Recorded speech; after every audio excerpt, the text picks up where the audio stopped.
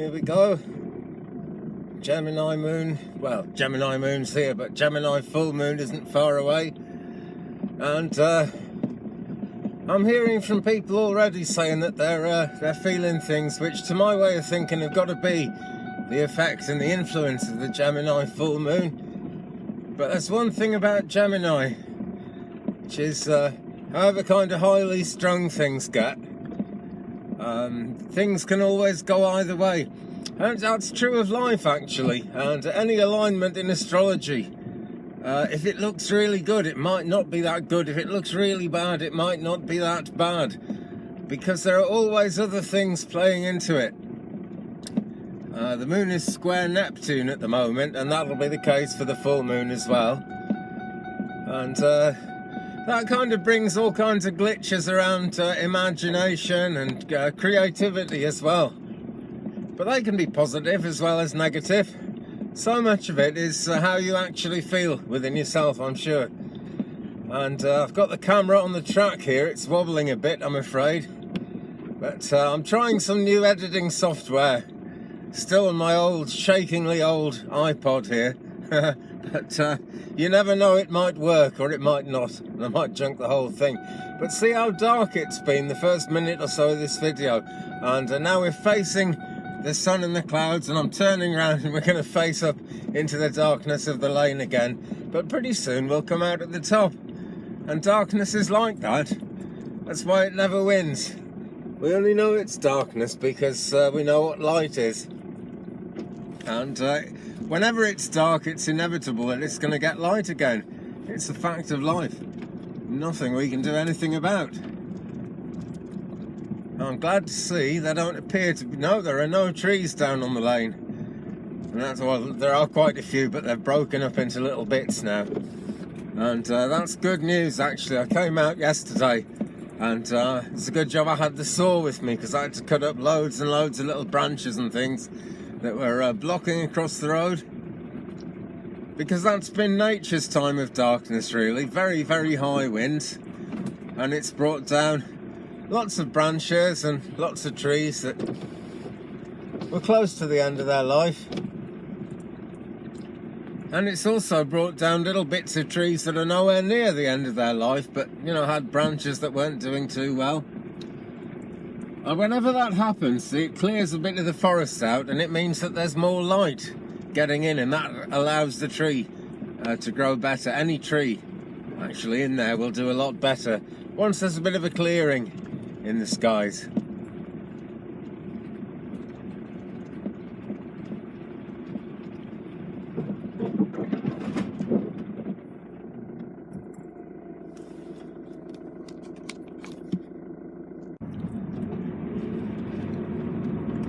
So it's certainly not the hottest day of the year, not by a long way, almost the opposite, I would think, actually, as 2019 comes to a close.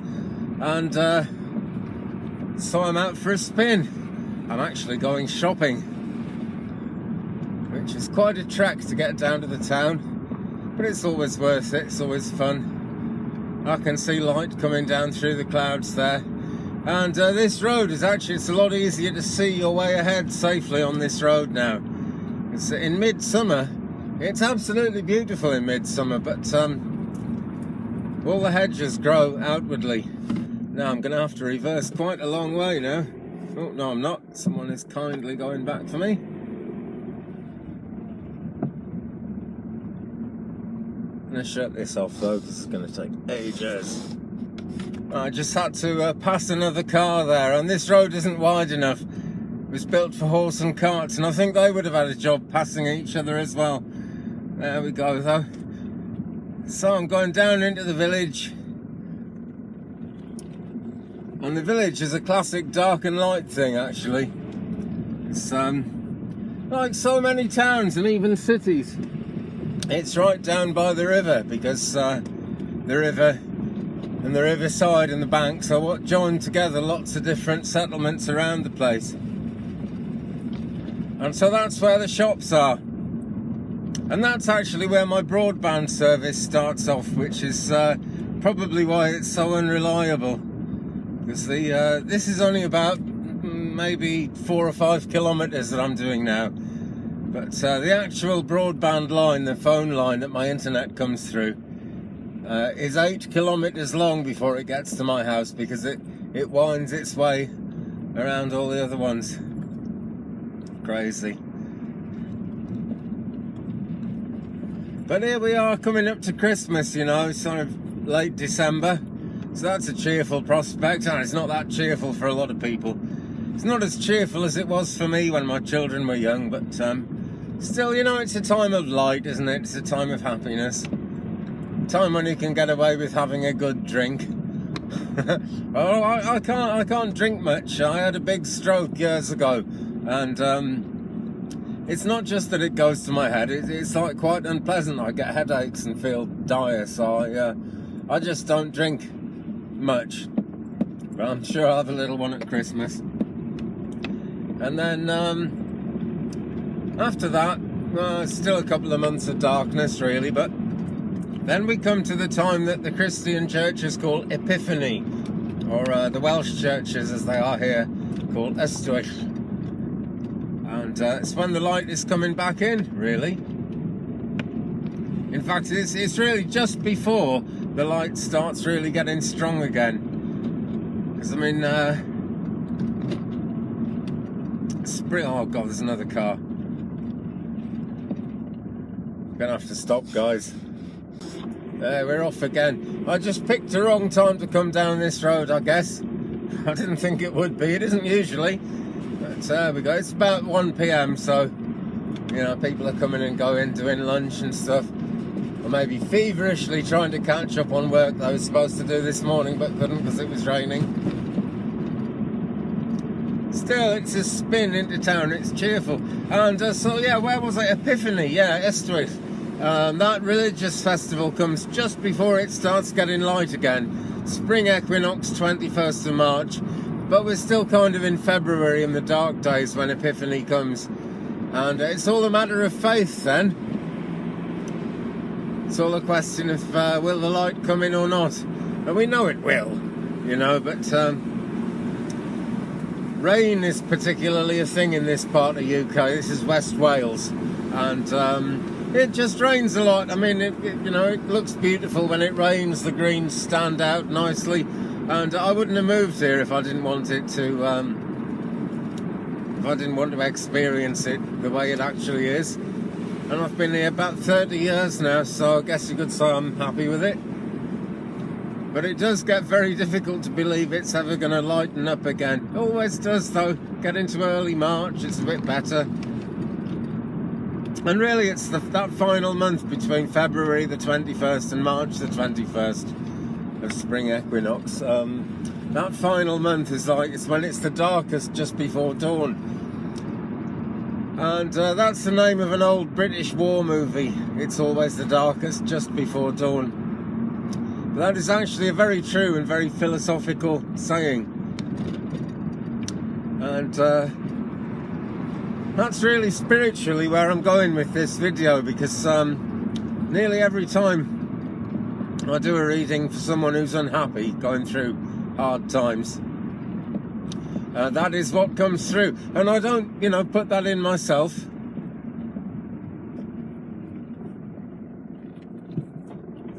I don't make it up in any way, you know. I only give out what the influencers want me to say.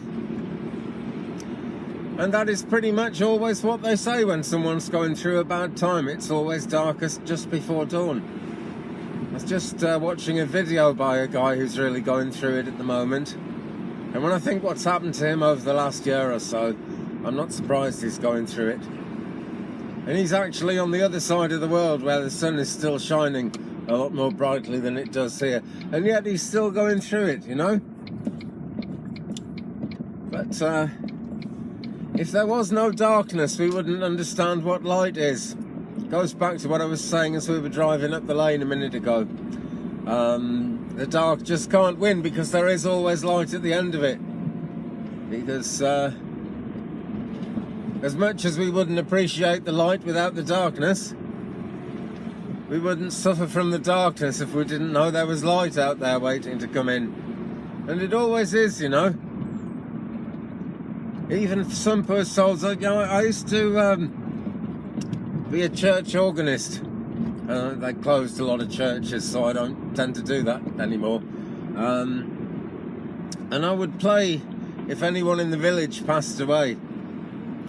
And going into the job, I would have thought that it would have been the darkest days of winter when people passed over, because the body just couldn't keep up with the cold weather and, you know, all that. Because it makes you breathe faster, it makes your heart pump faster.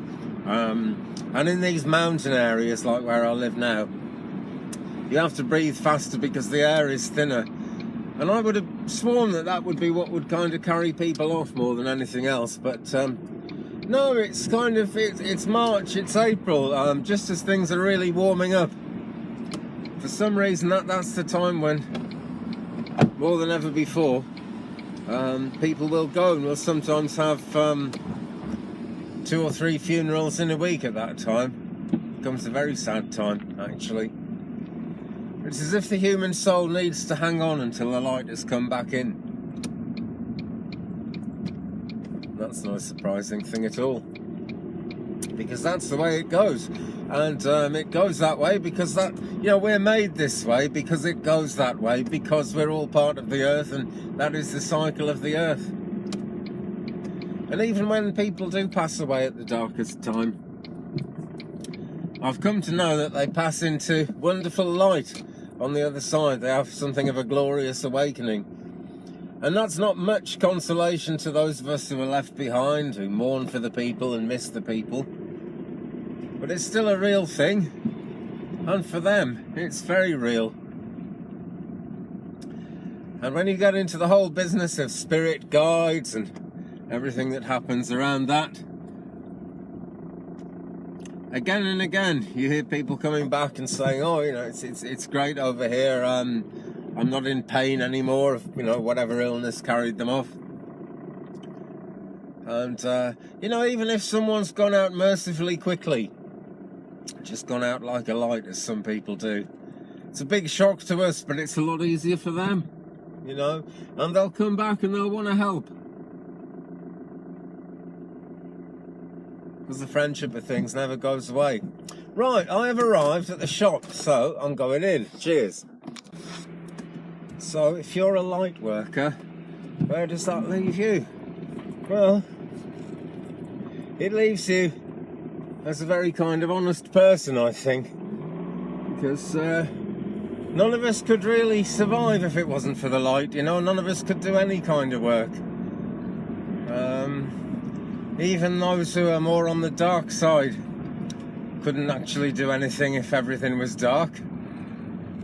It's all about misusing the light more than it is about using the dark. And I must say, the sun is really shining. I just finished in the shop there. I've been in the petrol station to get some diesel. Should call it the diesel station, really, but you know, everyone calls it the petrol station. And it's just names, you know?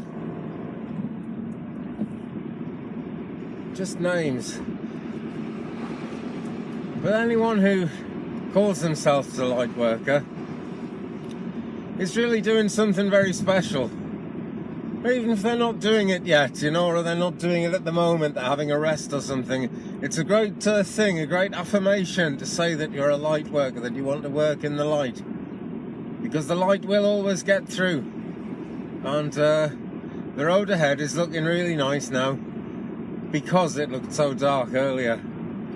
It really is. Now I'm going to try and find a place to pull in and park. Oh, that one's not having any. There we go. There's not much room up here, and it's a long car. But there's a new bookshop I want to go and check out in a minute. I haven't been in there yet, and it's been open a couple of months, so I'll park my car up somewhere and go in and have a look. And this looks like somewhere I can park. Da, da, da.